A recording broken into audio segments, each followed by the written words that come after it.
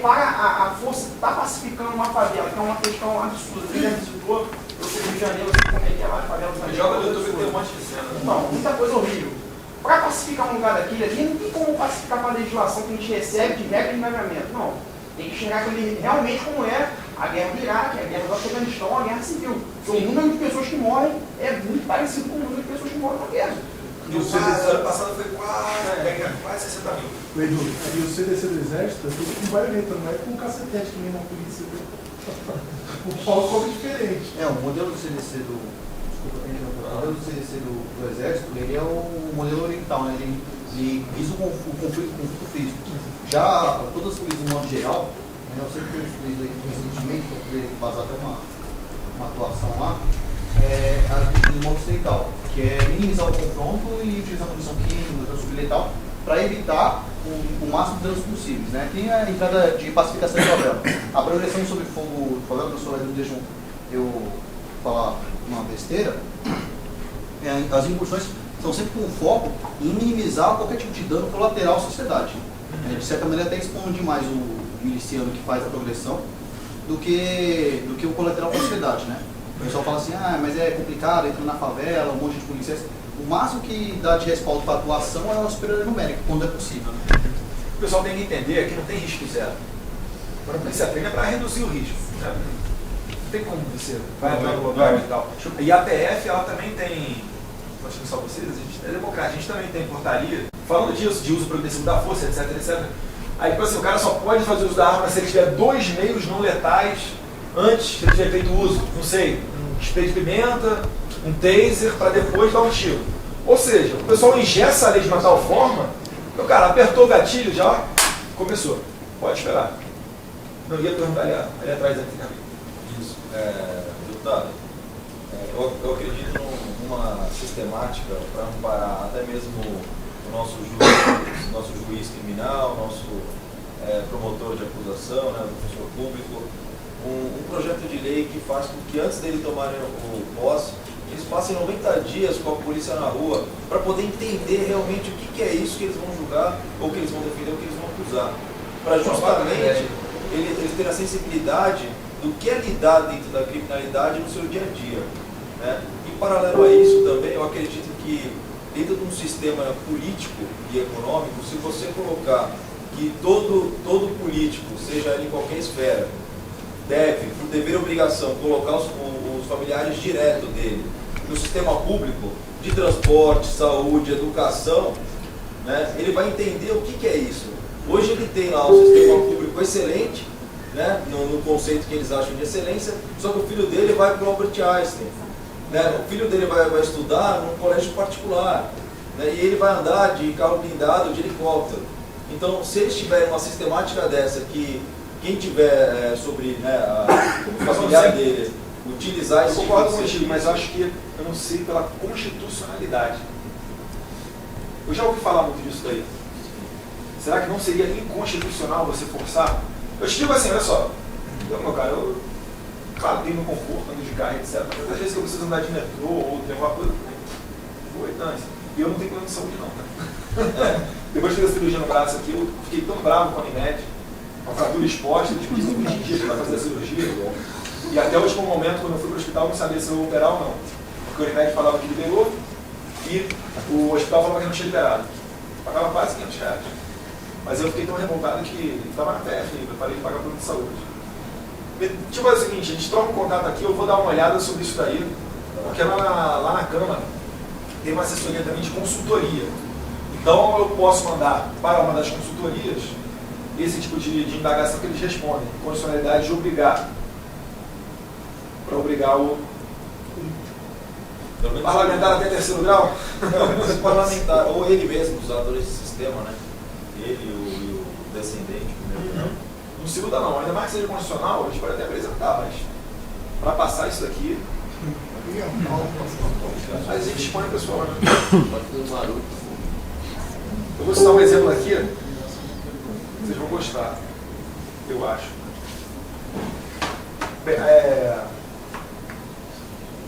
Nós somos radicalmente contra qualquer política de cotas. E o que acontece? No começo, lá em 2003, acho que o ERJ no Rio de Janeiro foi a primeira a adotar a cota racial, mas depois a UNB também adotou alguma espécie de cotas. E aí o que o Jair Bolsonaro fez naquela época lá? Ele fez um projeto de lei para botar as cotas para o Congresso, ou seja, para deputados e senadores, igual à cota da UNB.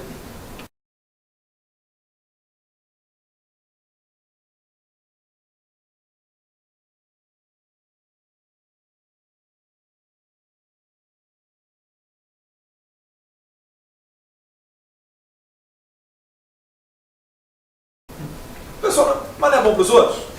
Tem que ser bom para eles. Não querem democratizar, não querem colocar ali, poxa, a participação, todo respeito ao negro, não sei se quiser botar um nordestino, etc e tal, enfim. Botou o projeto lá, ficou anos rolando. Não foi para frente. E aí no final arquivaram falando que, não, o próprio autor fala que vai votar contrário, então não se faz pertinente o projeto ou sei lá o que, engavetou. Então assim, nos olhos dos outros é refresco. Exatamente o que você falou também. Serviço público, etc e tal.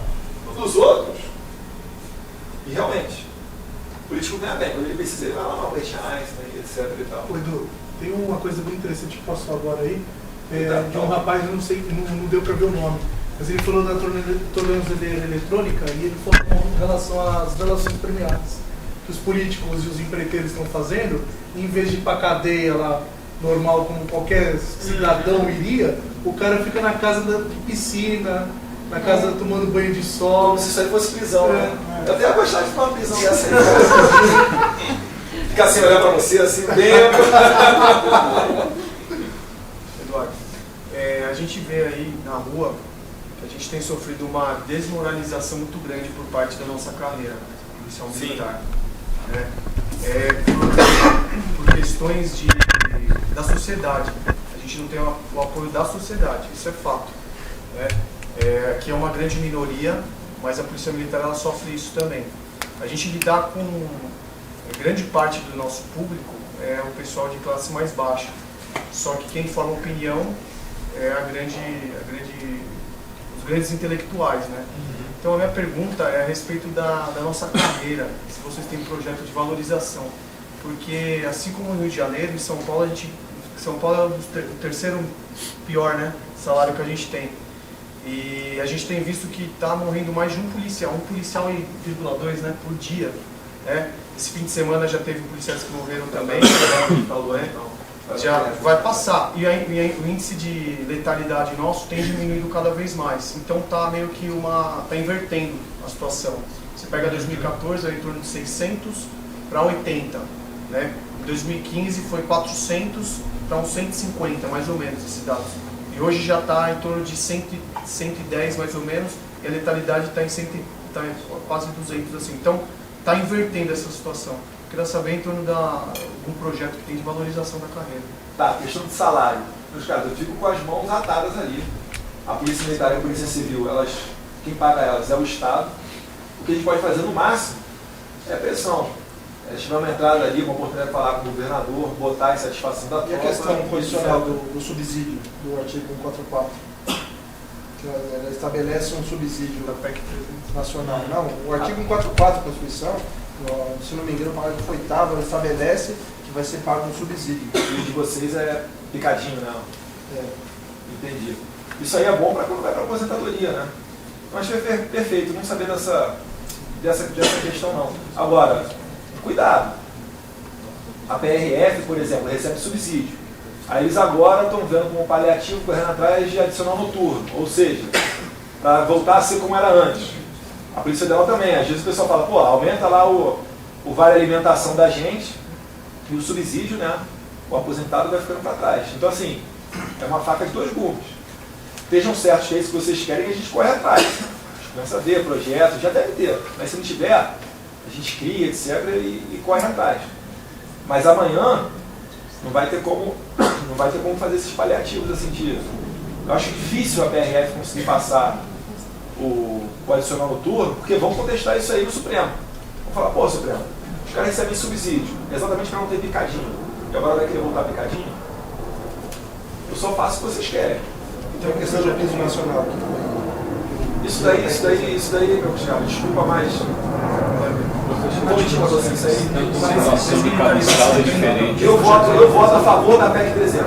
Eu voto a favor da PEC 300. Mas ela nunca vai. Se um dia ela der a sorte de conseguir ser aprovada, os governadores já têm a ADI, liminar, tudo certinho para a STF e deu o seguinte. A Constituição, a União, ela não vai fazer um caixa para pagar o salário de vocês. Os caras estão tudo apertados com eles lá também.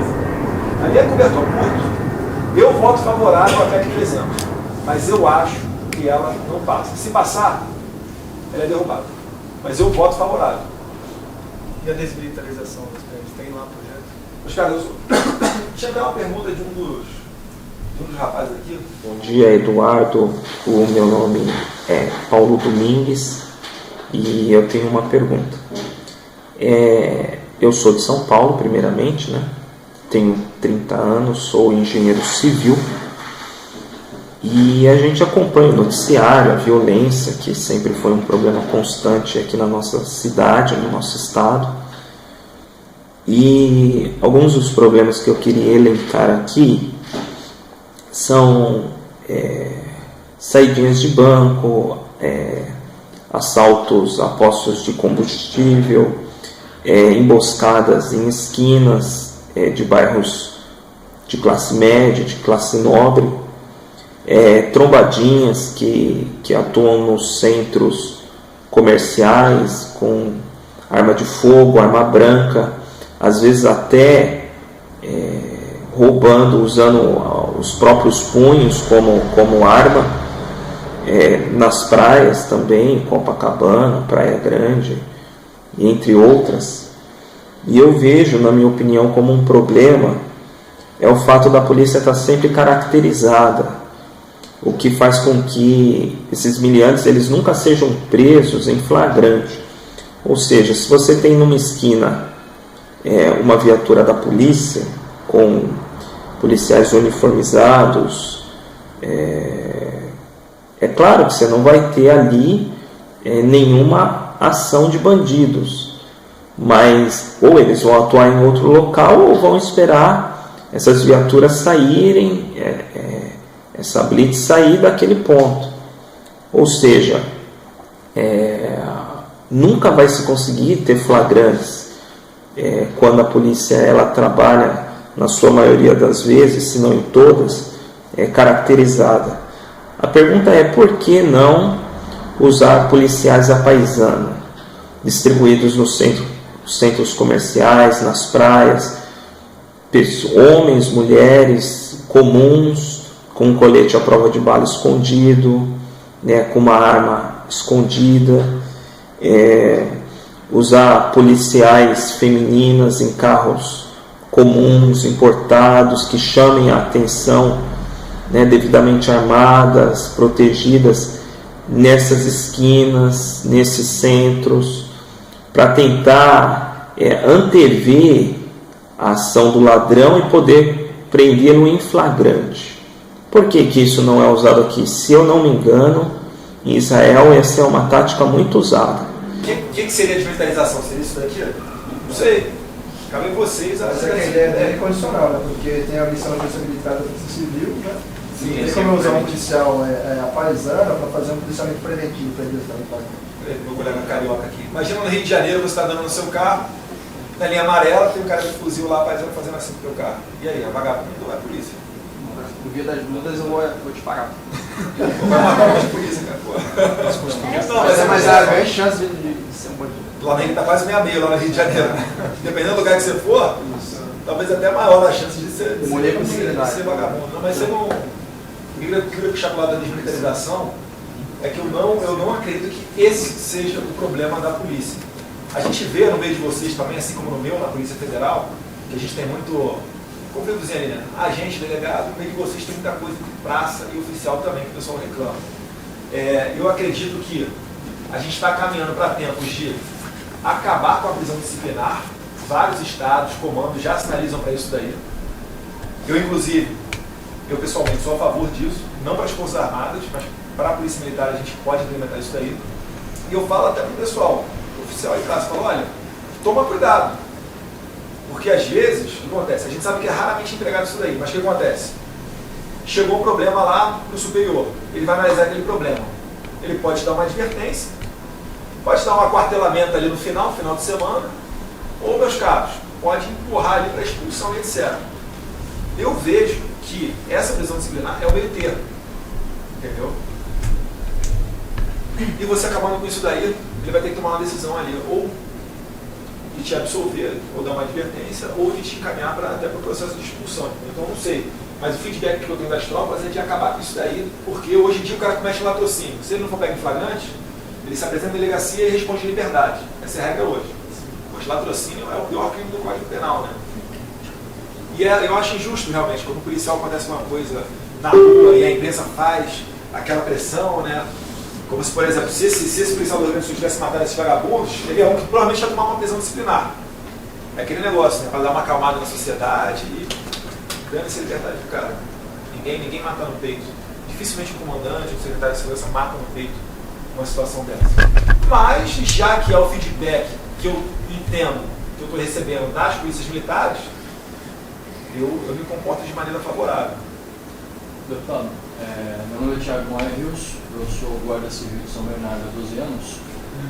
A guarda é uma realidade de muitos anos, embora não tenha muita representatividade política, ela está atuando aí junto com a Polícia Militar em combate, aí tem gente morrendo, prendendo vagabundo.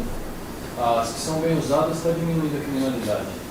A gente precisava aí ver a visão aí do senhor aí com relação a eu vejo com excelentes olhos e eu acho que vocês têm que ter uma estrutura melhor.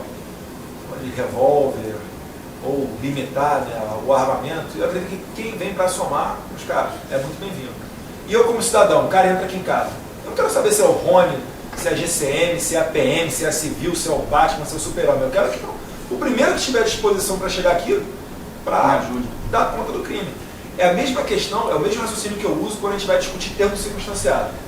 Eu sou favorável de que a PM faça termo circunstanciado. Diga-se de passagem, desculpa aqui, termo circunstanciado, os caras, é coisa pouca. A gente está falando de crime de menor potencial ofensivo. Aqueles que são presos com a pena máxima de 2 anos, né? Lei 9.099 de 95. O espírito da lei é o quê? É dar celeridade. E, poxa, como é que você vai dar celeridade se só a Polícia Civil faz? Se só um delegado é que pode analisar? Será que é preciso mesmo o cara fazer uma faculdade, se formar numa academia, etc., para poder ver ali o que é um furto, ou diferenciar uma lesão leve de uma lesão corporal grave? Eu acho que qualquer um pode fazer isso daí. E uma vez feito o termo circunstanciado, manda para o juiz. O juiz é que vai decidir, não o policial ali na hora. E a gente reclama, né? A PRF sofre pra caramba com isso daí. Às vezes pega alguma coisa na estrada e a delegacia mais próxima é 200 km. Né? Se o PRF falar para mim, ô deputado, vamos lá comigo lá, porque esse teu caso aí é termo circunstanciado, a gente tem que ir na Polícia Civil, mas fica 200 km daqui a polícia mais próxima, depois a gente volta para cá. Fala, pô, valeu PRF. Até nunca mais, cara. Você acha que eu vou registrar alguma coisa em relação a isso? Na formação do Barro Branco não tem ninguém direito. Sim, agora já começa a exigir, né? Eu não sou muito favorável a isso daí, não. Para mim, se quiser aumentar e colocar no nível superior, para mim já está excelente. Formação exclusiva em direito, eu não vejo assim com tanta necessidade para você ter uma atividade policial, não. Para mim, policial bom, cara, é o cara que se forma na experiência. Isso não tem a ver com faculdade, não. Tem a ver com vocação. Nós estamos trazendo aí vamos trazer para a realidade do estado de São Paulo em relação a armamento, que a gente está falando muito de armamento. A realidade do policial militar, que eu quero colocar. Alguns dias atrás aconteceu uma situação, não lembro que cidade que foi, se foi em Ribeirão Preto, não lembro, foi no interior, que houve um furto à caixa eletrônica, aliás, a uma empresa de valores, a um roubo, Prosegur, e tem áudios dos policiais que eles comentam assim, ó, vai na companhia lá e pega o fuzil, pede o pessoal armar fuzil. Quer dizer, uma situação dessa, o fuzil, o armamento pesado, já devia estar na viatura. Eu me questiono isso aí, porque a gente tem a .40 que é da Taurus, que é uma péssima arma. Tem dado muitos problemas, como todos podem ver aí nos vários vídeos que tem no YouTube aí, que você vê que é uma arma que ela é perigosa pra gente. Ela teve recall, fizeram o recall dela. Pistola, submetralhadora. Porém, continuou, ainda tem problemas, é um péssimo armamento. E além de ter um péssimo armamento, a gente não está preparado no quesito armamento, equipamento, para lidar com esse tipo de coisa. Agora eu vi uma reportagem lá, uma nota lá, dizendo que o PCC ficou com 138 milhões desses furtos e roubos que tiveram agora recentemente.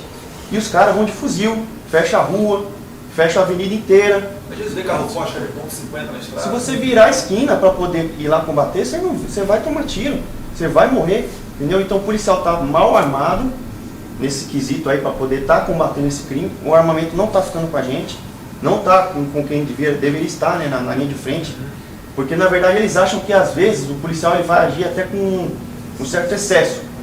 Mas se o cara vem armado com esse tipo de armamento de guerra, a gente tem que estar preparado. Essa a sociedade já está sofrendo bastante para começar a inverter essa. Então, visão. esse é um dos questionamentos. E outro, como você estava falando sobre uso progressivo da força, o último curso que eu fiz de especialização agora, do EAP, que a gente fala na Polícia Militar, a gente estava conversando a respeito do taser. Porque em muitas situações o policial ele tem ali o gás pimenta, tem o bastão tonfa, e ele vai progredindo a força quando dá. E muitas situações, como a gente vê nos vídeos aí dos Estados Unidos, poderiam ser resolvidos com o taser. Entendeu? Você dá um disparo de taser no cara, ele vai travar no local, você vai algemar ele, vai dominar ele. Então qual é o problema? Onde estou querendo chegar em tudo isso? Equipamento que falta pra gente, equipamento que não está chegando. Não sei se é má vontade do governo ou se é então a gente tem que quebrar esse monopólio da Taurus aí e resolver esse tipo de coisa. O que acontece? Posso dizer, um aliado, eu sou soldado dele, meu soldado, lá dentro da Câmara é o Major Olímpio. Pô, deputado nota 10, nota 10. E a gente está para emplacar, nesse segundo semestre, começar a chamar a sociedade, etc., para essa discussão aí com relação a Taurus. E não se engane não, com o taser também. Taser é americano, aqui tem o similar nacional, que é o Spark. É isso mesmo. Que não é a mesma coisa do que o taser norte-americano, enfim. E com relação a Taurus, meus caros, é muito confortável ter um monopólio. Mais até do que a fabricação de armas, munição é muito mais lucrativo. E aí cai na CDC, né? CDC e Taurus hoje em dia também é uma indústria só. E a Inbel às vezes produz alguma coisa quando, enfim, tem alguma demanda e tal, etc. Mas é esporádico. Por isso que a gente pode ser, tecnicamente, a gente tem um monopólio de armas aqui. Eles falam que é questão de defesa nacional, etc. e tal. Mas a gente sabe, uma pistola da Taurus custa 10 mil reais. Pelo amor de Deus. Longe disso. Como é que você vai comprar uma pistola daquela 10 mil reais e você compra $500 nos Estados Unidos uma Glock, uma CZ, uma Colt, qualquer arma. Então, na Comissão de Segurança Pública, o Major Olímpio ele fez um requerimento para fazer uma audiência com as vítimas das armas Taurus. Vai ocorrer em agosto. Vão sentar nessa audiência. O pessoal, algumas pessoas, né, porque não dá para chamar todas, que são muitas, das que estão vivas, né, fora os que faleceram, e também representantes da Taurus. Porque eles têm uma defesa. Eu já recebi uma defesa da Taurus, eu estou até para dar publicidade no Facebook, deles falando que periciaram diversos casos, em diversos casos houve o cara não precisou fazer a manutenção correta da arma, que o problema foi do coldre, não foi da arma, etc. e tal. Enfim, para a gente trazer esse debate. E dali, se for o caso, o que eu entendo que provavelmente deve ocorrer, é esse debate se transformar numa CPI. Para a gente poder visitar as fábricas, ver se tem um controle de qualidade. Porque eu não acho possível que esses vídeos que a gente receba, os caras não testam a arma quando sai da fábrica, não é possível. Hoje tem ali o mob do Distrito Federal, o cara vai dar um tiro lá de cima da vereadora, SMT, não sei o que. Ao invés de sair um por um, né, intermitente, ele vai ser rajado. Hoje no lugar aqui, São Paulo, Rio de Janeiro, o cara faz isso daqui, ele vai acertar sei lá quantas pessoas, entendeu? Fora aqueles lá que sacode, a pistola dispara. Recentemente teve o policial está saindo da viatura, ele Isso, cara. Foi onde isso aí? Goiás? Eu não sei onde é que foi. Tem um policial de rota também. É, o tenente lá. Tem um policial de rota. Agora, você imagina chegar numa abordagem, você vai fazer a abordagem, pum, um ricochete que pega numa... Pode ser uma pessoa qualquer, não necessariamente criminoso, não. Mas Eduardo, Para o policial explicar isso daí que foi um A Comissão de Segurança da Assembleia Legislativa ouviu em abril ou maio, final de abril, começo de maio, ela ouviu todos os fabricantes de armas nacionais a respeito disso. E a gente tem gente querendo colocar a fábrica aqui. E a gente pode botar as nossas condições, entendeu? Porque eles falam o seguinte, a Glock já quis se instalar aqui, mas ela falava que inicialmente ia trazer não sei quantas mil armas para dar o primeiro passo no negócio. Só que ele falava o seguinte, poxa, se ela vender essas tantas mil armas e depois for embora do país, ela vai quebrar a nossa única fábrica que tem de armas de fogo e depois vai ficar à mercê de quem? Entendeu? Mas eu sou totalmente favorável à livre concorrência. É a mesma questão do carro nos anos 90. No meu entendimento, é a mesma questão do carro nos anos 90. Aqui a gente tem carroça, até que a gente conseguiu abrir para a concorrência e melhorar até os nossos carros. Mas Eduardo, dos grandes pensadores, dos formadores de opinião na área de política e economia, o Brasil escolheu Keynes e Karl Marx. Isso é notável. Sim. Né? Então eu posso dizer com total tranquilidade que não tem nada dando errado. Né? O monopólio técnico é uma coisa que certo. Não tem nada dando errado. Né? Então, se o deputado lá, o Major Olívio, ele deseja fazer alguma coisa no sentido de quebrar o monopólio técnico no Brasil, ele tem que adotar o pensamento de Friedman, de Mises, de Hayek e etc. Ele tem que colocar em prática, chegar lá na hora de falar, ele tem que chegar e falar assim, olha só, a gente tem essa linha de ação para poder aplicar, poder quebrar o pensamento de Keynes e Marx no Brasil. Porque se não agir na base, se não agir ali no nascituro do problema, não vai mudar nunca isso. Eu estou fazendo uma pós-graduação, né, nessa parte de escola austríaca. É isso aí, é Mises, Menger, enfim. É o pessoal que pensa diferente dessa parte. Eles entendem até que alguns monopólios são bem-vindos, como é o caso. Eu acredito que nenhum monopólio é bem-vindo. O que é bem-vindo é o mercado consumidor regular. O que for ruim quebra, o que for bom prospera. Mas é o livre mercado que faz qualidade. Por que a Glock é uma pistola boa? Por que a Colt é uma pistola boa? Por que existem vários fabricantes de armas no mundo inteiro e existem cada vez armas mais potentes, com qualidade maior? Por que a tal Porque a nossa munição que a CDBC produz nos Estados Unidos, o exército de lá usa, que é uma boa munição. E aqui, pelo amor de Deus. É a concorrência, né? Friedman e Mises falam, é a concorrência que faz a qualidade desses filmes. Exatamente. Isso da época do Vargas, né? Poxa, o R105 também, a gente vai na semana que vem. Se não é semana que vem, essa semana. Não me olhar na agenda, mas a gente vai discutir com relação ao R105. Eu fiz uma visita junto ao Coloque, fui muito bem recebido lá pelo pessoal do Exército.